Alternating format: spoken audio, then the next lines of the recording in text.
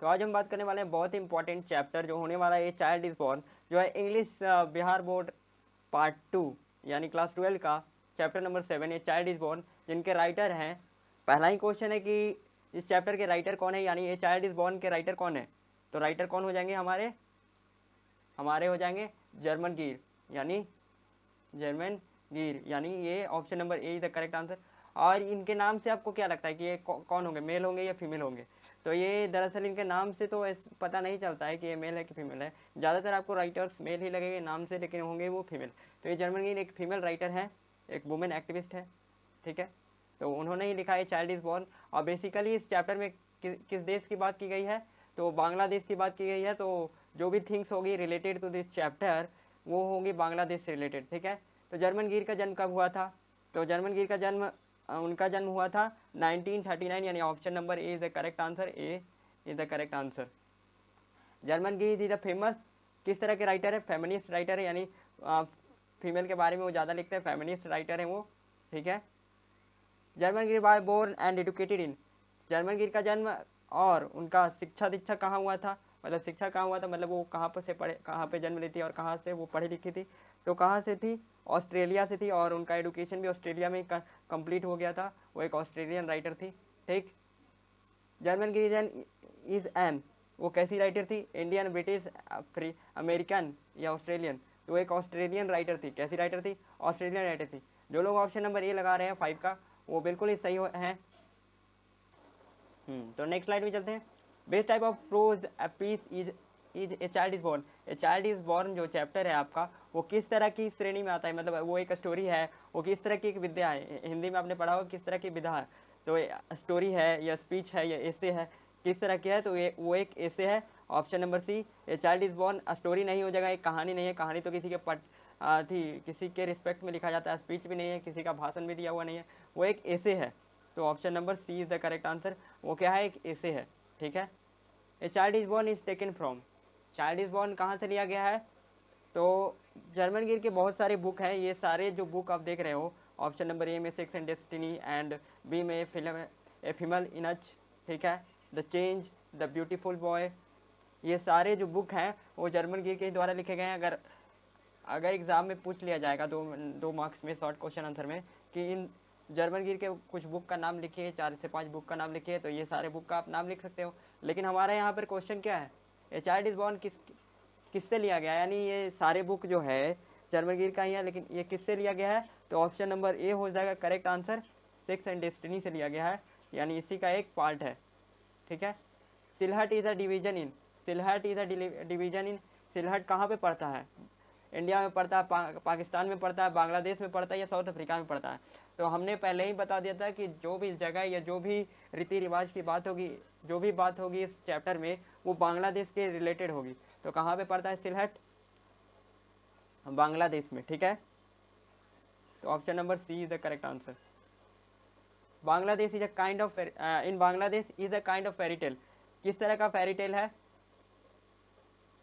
कौन सा है जो एक फेरी टेल यानी परियों की कथा है बांग्लादेश में? रूपथोका, रूपथोका अगर आपने बुक में पढ़ा होगा या समरी भी देखी होगी तो इसमें पता होगा, रूपथोका एक परियों की कथा है बांग्लादेश में। A women has to observe various taboos rituals, taboos मतलब बाध्यता, रिचुअल्स मतलब रिचुअल्स एंड कस्टम मतलब रीति रिवाज। कैसे वुमेन को सामना करना पड़ता है बहुत सारे बाध्यता की और रीति रिवाजों की, ठीक है। तो एक प्रेग्नेंट वुमेन यानी जो बच्चे को जन्म देने वाली रहती है, ठीक है। तो option number A is the correct answer, ठीक है। Generally pregnant women is sent to the, कहाँ पर वो चाइल्ड बर्थ के लिए एक प्रेग्नेंट वुमेन कहाँ जाती है? तो अपने पेरेंट्स के घर जाती है। तो ऑप्शन नंबर ए पेरेंट्स के घर जाती है, ठीक है। इन द इन द यहाँ पे फिल इन ब्लैंक्स है, इन द के बाद फिल इन द ब्लैंक्स है। Husband and wife due to enjoy more freedom and individuality, किस देश में हस्बैंड और वाइफ जो रहते हैं, पति पत्नी, ज़्यादा अकेले रहना पसंद करते हैं, खोलकर जीना पसंद करते हैं? तो बेस्ट देश में, वहाँ पर बेस्ट कंट्रीज़ में, ठीक है, वहाँ पर जो है अपने बच्चों के लिए वो केयर टेकर रख कर जाते हैं और अपना सारा जो काम है उसी में व्यस्त रहते हैं, ठीक है। तो बेस्ट कंट्रीज़ में Sylheti women and her child is given new dresses on the day, on the किस दिन दिया जाता है? Of the day of birth. जैसे हमारे इंडिया में बच्चों को छठा दिन यानी छठियार बनाया जाता है। बांग्लादेश यानी सिलहटी वुमेन को कब नया कपड़ा और खिलौना दिया जाता है, कब दिया जाता है? तो 7th डे। हम लोग के जैसे यहाँ पे इंडिया में छठियार मनाया जाता है 6 दिन पर, वैसे ही उन लोग का 7वीं मनाया जाता है 7 दिन पर, यानी ऑप्शन नंबर बी हो जाएगा इज द करेक्ट आंसर। ठीक है, Sylheti women and her child has given new clothes, ये वही वाला क्वेश्चन रिपीट हो गया है, तो 7 डे हो जाएगा ऑप्शन नंबर बी। ठीक है, garlands we are given to new baby, garlands यानी गार्लैंड्स मतलब यहाँ पे क्या होता है? गार्लैंड्स मतलब होता है क्या? फूल माला। किस चीज़ की फूल माला पहनाया जाता है न्यू बॉर्न बेबी को, यानी नए जन्मे हुए बच्चे को किस चीज़ का माला पहनाया जाता है? कहाँ की बात की जा रहा है? बांग्लादेश में। तो लहसुन और गार्लिक और टर्मरिक, लहसुन और हल्दी का माला पहनाया जाता है। ठीक है, तो ऑप्शन नंबर बी हो जाएगा इज द करेक्ट आंसर। ठीक है, in the children under age, एक सेकेंड,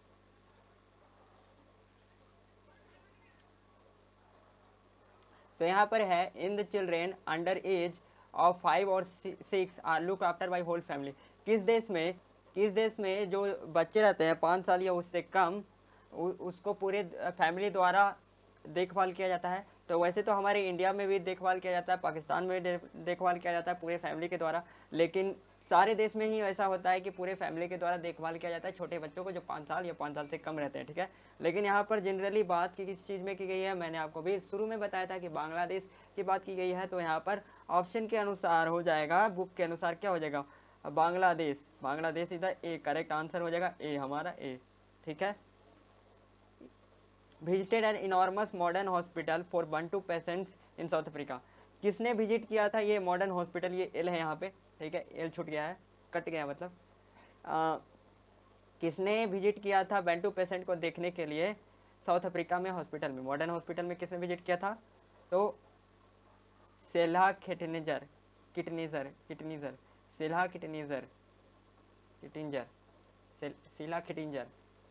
ठीक है, women visitor mother house during pregnancy, जो वुमेन है जो अपने बच्चे को जन्म देने के लिए अपने माता पिता के घर जाती है, कौन सी वुमेन? तो एक सिलहटी वुमेन। वैसे इंडियन वुमेन भी हो जाएगा, लेकिन यहाँ पर बांग्लादेश की बात की गई है तो सिलहटी वुमेन हो जाएगा। Option number B is the correct answer, B हो जाएगा ऑप्शन नंबर तो बी। इन वुमेन रूप थोका इज काइंड ऑफ, रूप थोका एक कैसा है? रूप थोका एक फेरी टेल्स है, इसी क्वेश्चन पिछले वाले क्वेश्चन को घुमाकर पूछ दिया है, तो फेरी टेल्स है। Option number see the correct answer. जो अब तक सही बना रहे हैं वो कमेंट्स में ज़रा लिख कर देंगे कि कितना उनका सही हुआ और कितना गलत हुआ। Sylheti women to stay her fill in the blanks house during pregnancy, तो कहाँ पर वो जाती है? तो मदर हाउस में जाती है, यानी माँ के घर जाती है। ठीक है, visiting mother house is one of the, क्या हो जाएगा? कैसा है? बैड लक है, वुमेन है, अवार्ड है? नहीं, एक रिवॉर्ड है। ठीक है, एक रिवॉर्ड है। जब वो अपने रिलेशन है वो किससे ज़्यादा इंपॉर्टेंट माना जाता है? तो हस्बैंड और वाइफ के रिलेशन से। ठीक है, ठीक है ना, हस्बैंड और वाइफ के रिलेशन से, पति पत्नी के रिलेशन से भी बढ़कर माना जाता है माँ और बेटे का रिलेशन। ठीक है, in some societies women are not accepted the member of family until they, बहुत सारी सोसाइटीज़ में औरतों को यानी वुमेन्स को एक्सेप्ट नहीं किया जाता है as a member of family, परिवार के एक सदस्य के रूप में। कब तक एक्सेप्ट नहीं किया जाता है? जब तक वो एक बच्चे को जन्म नहीं दे देती, यानी गिव बर्थ। ठीक है, टीचिंग तो वो करवाएगी ही, कोऑपरेट तो करेगी ही, लेकिन गिव बर्थ यानी बच्चे को जन्म नहीं दे देती तब तक परिवार का सदस्य नहीं माना जाता, यानी ऑप्शन नंबर डी। ये सब बुक के अनुसार लग रहा है। ठीक है, the doctor who specialised in pregnancy and child birth is called, जो ये प्रेगनेंसी में और चाइल्ड बर्थ में मतलब जो देखभाल करते हैं वो वैसे डॉक्टर को क्या बोलते हैं? ऑब्स्ट्रिशियन। क्या बोलते हैं? ऑब्स्ट्रिशियन। ऑप्शन नंबर बी हो जाएगा, ऑब्स्ट्रिशियन बोलते हैं, OBSTERTRICIAN, बी हो जाएगा is the correct answer. Next slide में चलते हैं। Infant and mother age rate is greater in traditional birth, जो ट्रेडिशनल बर्थ होता है पुराने ज़माने में जैसे बच्चे को जन्म दिया जाता था घर पे ही, तो उसमें कौन सी रेट ज़्यादा रहती थी? तो यहाँ पर मोर्टेलिटी रेट ज़्यादा रहती थी, मोर्टेलिटी यानी मृत्यु दर ज़्यादा रहती थी, क्योंकि उतना हॉस्पिटल लाइक उतना फैसिलिटी नहीं ना था घर पे, तो उसमें दोनों के जान को खतरा रहता था। ठीक है, तो सी हो जाएगा इज द करेक्ट आंसर। तो मिलते हैं किसी और नेक्स्ट वीडियो के साथ, तब तक के लिए till then take care, bye bye. और चैनल को सब्सक्राइब, वीडियो को लाइक करना ना भूलें। मिलते हैं नेक्स्ट वीडियो में।